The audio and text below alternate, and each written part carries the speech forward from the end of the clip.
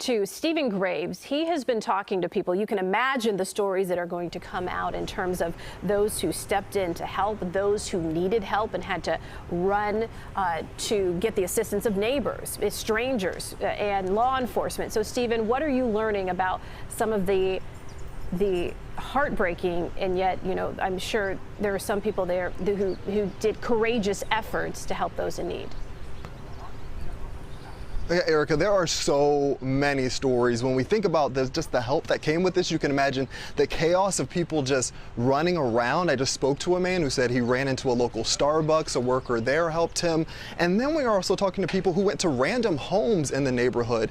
People there opened their doors to crowds of people coming from this parade just to have them come and use their phones, get water, and just to humanize this more. I mean, we're looking at scenes like this that are left over. I know you've seen this throughout, but we can't show this enough, that this was such an innocent event with this headpiece, a Mickey Mouse headpiece, a bottle there, and this stroller here for what appears to be two kids. You know, when we talk about what these people went through, breathing a sigh of relief, yes, that this person of interest is in custody, but they're going to be dealing with so much as we talk about the days, months, and years ahead. And just looking further down here, you can see just all of the carnage with the strollers and the scooters here. It was a fun event, as you can imagine, and we've been talking about, just turned into horror. I want you to hear from one teenager. Again, the ages of these people here are so important to talk about. A 17-year-old who was in the parade. Listen to what he said as he heard a big boom in the parade.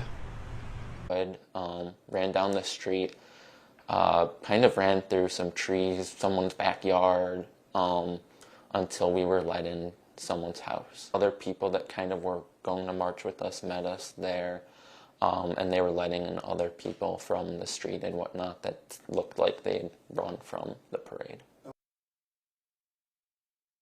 So, of course, what he told me was it'll be a while before he even steps at a parade. He was supposed to do multiple parades, go to this one, then Glenview, and participate in this 4th of July event. Now, people here are still trying to get their belongings. A man just came up here, a father who was not allowed in there.